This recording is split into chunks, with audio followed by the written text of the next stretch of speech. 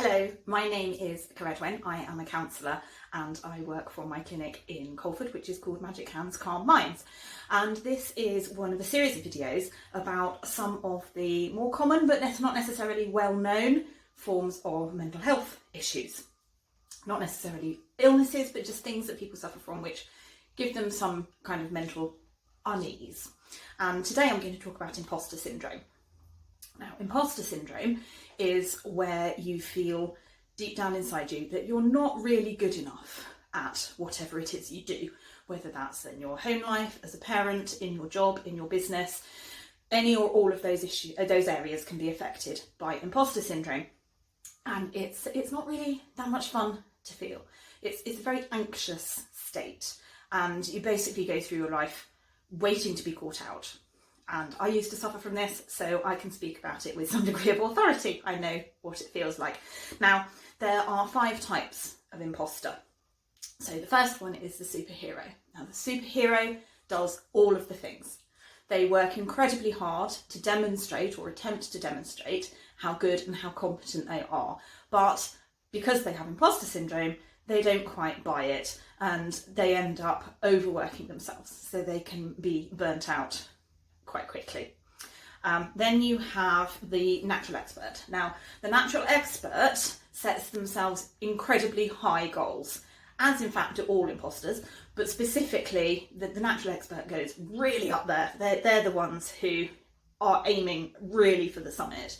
And then when they fail to meet those goals, as they inevitably do because they're probably unachievable, they are crushed by their failure. And you can imagine how going through that cycle on a repeated loop would be really damaging for your state of mind. Then we have the third kind, which is the expert. And the expert knows all of the things. So they're the ones who are always going on courses. They have loads of qualifications. They know loads of things. And of course, that's a good thing because they do genuinely acquire a lot of knowledge. But again, this is not really helping them in terms of feeling competent and qualified for what they do. So no matter how highly qualified they are, and some of these people are literally world leaders, they're still aiming for that extra bit of knowledge. If I know that thing, if I have that qualification, then I'll be good enough. But when they get it, they still aren't really good enough in their own eyes. Then we have the perfectionist. Now this is the category I used to fall into. So the perfectionist is always aiming for 100% perfection, as the name suggests. The problem with that is that perfection is rarely achievable. And actually it's probably not worth achieving. So if I wrote a document, I would spend literally weeks fine-tuning that document. I would read it over every day. Oh, I'll just change that word. Oh, I'll just rewrite that sentence. Oh, I just put an extra comma in there. And it would never, ever be finished. Now, of course, the problem with that is didn't achieve all my work. So I was often having to come up with excuses why I hadn't met my deadlines. Not a good way to get good appraisals. And of course, as an imposter, the last thing you need is criticism in your appraisal, because you will focus on that criticism to the exclusion of everything else. You know, if you get 100 pieces of good feedback, the one slightly negative one is the one that you actually read and pay attention to. And then finally, we have the soloist. Now, soloists, again, as the name suggests, like to work alone. They don't like to be part of a team because that suggests they might need to rely on other people. They don't like to ask for help because that definitely makes them look as if they're failing, they're weak, they don't have the skills and knowledge that they need. So they try and avoid working with other people to avoid being compared. And therefore they end up quite isolated and often overworked as well. And again, I have done this in my past, and I've got into a lot of trouble for not involving people in the work that I should have involved, because I was afraid that if I did, they'd spot that I wasn't actually very good. Now, imposter syndrome can come from a genuine lack of knowledge. I was dumped in over my head in my first job. I was given a job at 19 where I managed a team of 5 people who'd all been doing the job for years. I hadn't a clue, never had a job before.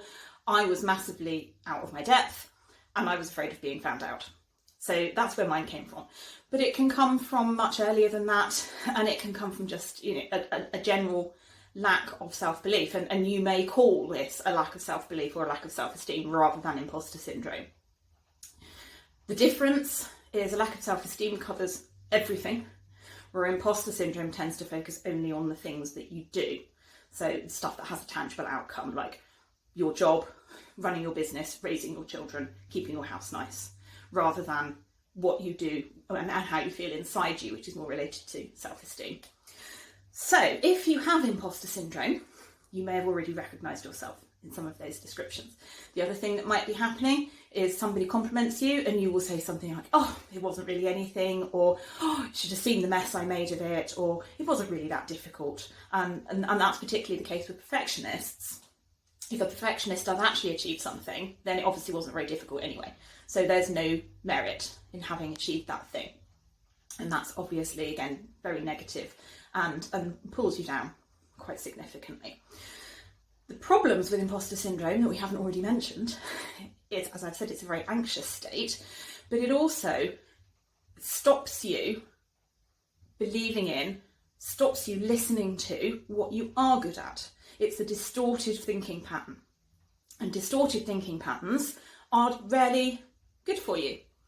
Even if you had a distorted thinking pattern that said, I am the greatest person in the whole world, people would hate you. So it still wouldn't be a good thing. No kind of distorted thinking pattern is a good thing.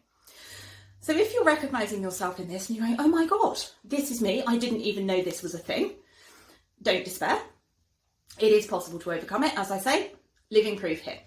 So you can come and work with me about it if you want to do that. If you don't feel like working with somebody else, then there's loads and loads of self-help stuff available on the internet. Just Google imposter syndrome and more resources than you know what to do with will pop up as to how you can change that distorted way of thinking and start having a more realistic view of yourself. Now at this point you might be going, yeah, but I am actually shit.